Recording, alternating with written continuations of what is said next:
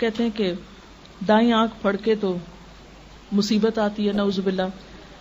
ہتھیلی میں خارش ہو تو پیسے ملتے ہیں، رات کو جھاڑو دیں تو رزق چلا جاتا ہے، منڈیر پہ کوا بولے تو مہمان آ جاتا ہے، جوتے پہ جوتا ہے سفر ہوتا ہے، اور 1001 مثالیں آپ ڈھونڈ سکتے ہیں کہ جو توہمات ہمارے ہاں پائے جاتے ہیں اور اس سے خود بخود نتیجے نکال لیتے. اگر کوئی پوچھے یہ جو تم کہہ رہے ہو کہ ہاتھ پہ ہتھیلی پہ خارش سے ایسا ہوتا ہے پیسہ ملتا ہے، تو کیا غریبوں کے ہاتھ پہ کبھی خارش نہیں ہوئی ہوگی؟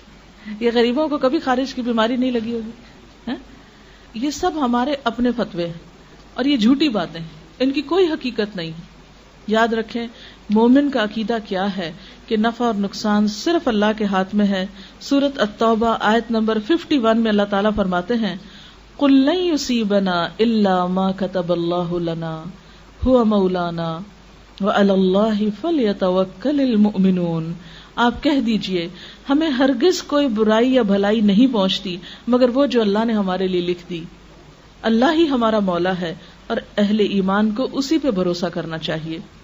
اور جہاں تک اس بات کا تعلق ہے نا کہ یہ جو انسان کو ڈر ہوتا ہے کہ کوئی مصیبت نہ آ جائے یا کوئی تکلیف نہ آ جائے، تو اس سے بچنے کے لیے حفاظت کی دعائیں موجود ہیں جو صرف سفر کے مہینے میں نہیں سارا سال پڑھنی چاہیے. صبح و شام کی دعائیں جو ہیں، مسنون اذکار جو ہیں، جس میں اگر باقی دعائیں نہ بھی آتی ہوں تو آیت الکرسی چاروں کل صبح و شام پڑھ کے اپنے پر بچوں پہ دم کر دیں، انشاءاللہ بہت سی حفاظت کے لیے کافی. اسی طرح سورۃ البقرہ کی آخری آیتیں آمن الرسول سے آپ صلی اللہ علیہ وسلم نے فرمایا جو شخص شام کے وقت ان کو پڑھ لیتا ہے وہ رات بھر کے لیے اس کو کافی ہو جاتی، کوئی بلا ولا نہیں اترے گی، کوئی مصیبت.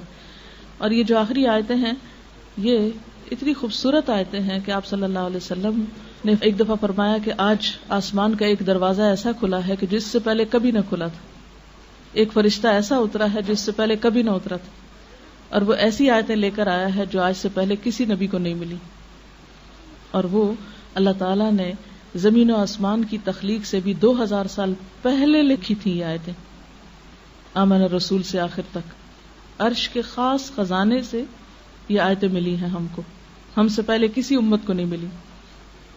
تو اگر آپ مغرب کے وقت نماز میں مثلاً اس کو پڑھ لیں، عادت بنا لیں، یا کسی بھی وقت رات کو سونے سے پہلے پڑھ لیں، آیت الکرسی پڑھ کے چاروں طرف پھونک دیں، تو انشاءاللہ اللہ کی حفاظت پہ آپ رہیں گے.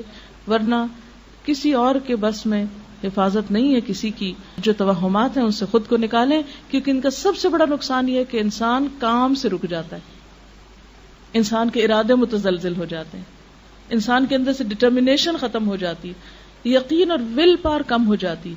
تو اس لیے ان چیزوں سے بچنا بے حد ضروری. تو اللہ تعالیٰ سے دعا ہے کہ اللہ تعالیٰ ہمیں ہر طرح کے توہمات، بدشگونیوں اور ایسے گمان سے بچائے اور شرک سے بچائے کہ جو انسان کے اعمال کی بربادی کا ذریعہ ہوں. وآخر دعوانا ان الحمد للہ رب العالمین.